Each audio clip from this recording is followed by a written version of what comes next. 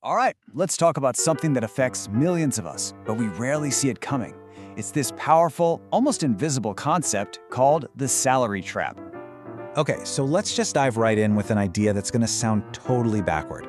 A salary feels like safety. That's why it's dangerous. Wild, right? I mean, everything we're taught tells us a steady paycheck is the goal. So how could it possibly be a risk? Well, that's what we're here to unpack. And that brings us to our first big idea here, the illusion of safety. You know, every salary kind of comes with this built-in promise, doesn't it? We see it as security, a sign of progress, of success. That's the story we tell ourselves. But if we pull back the curtain, what's the reality? Well, a lot of the time, it's actually fragility, a really deep dependence on that one single paycheck. And yeah, ultimately, a trap. And here's the really weird part, the paradox of it all. The more successful you become, the tighter the trap gets. Yep, the higher your salary goes, the harder it is to actually leave. Think about it. That big promotion you just got, that awesome raise, instead of being a key to a new door, it might just be adding another lock to the cage you're already in. So we get the idea, but how does this actually happen? Like, what are the mechanics? Let's get into our next section and see exactly how this trap works. It's a pretty simple cycle, really, when you break it down into these 4 steps. First, your income goes up. Awesome. Step 2, you upgrade your lifestyle to match it. It's only natural. But here's the pivot. Step 3, your dependence on that bigger income grows because you got to sustain that new lifestyle. And the final step, the one that really hurts, your freedom shrinks. You're now completely tied to that salary just to keep everything afloat. So what do these lifestyle upgrades actually look like in the real world?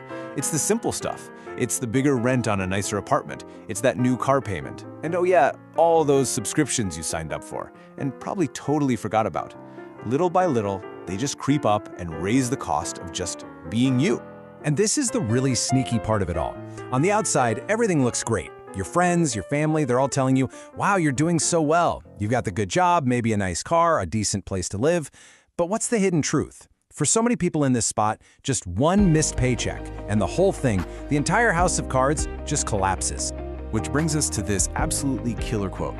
That's not wealth, that's fragility with better furniture. Oof. What a way to put it, right?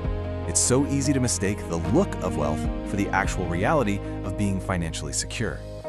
You know, this whole feeling of looking successful but secretly being vulnerable, it leads us perfectly into our next idea, the golden cage.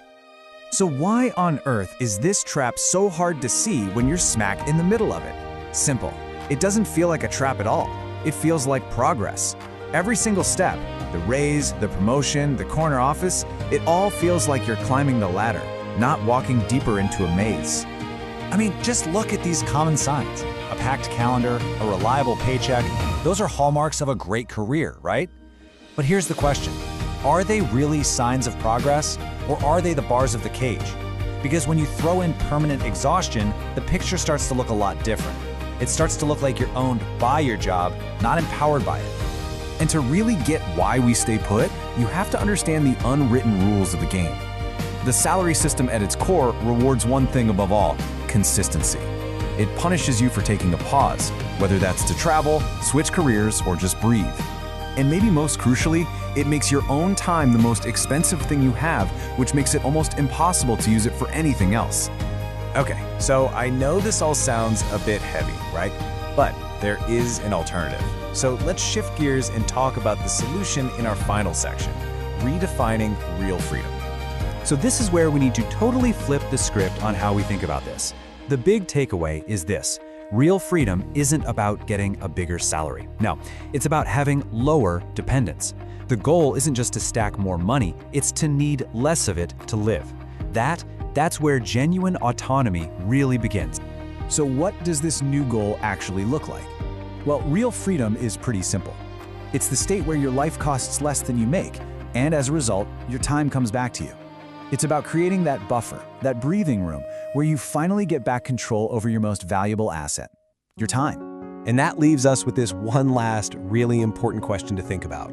Is your paycheck funding your life, or is it quietly owning it? It's a heavy one, but it's worth asking. For you, which is it?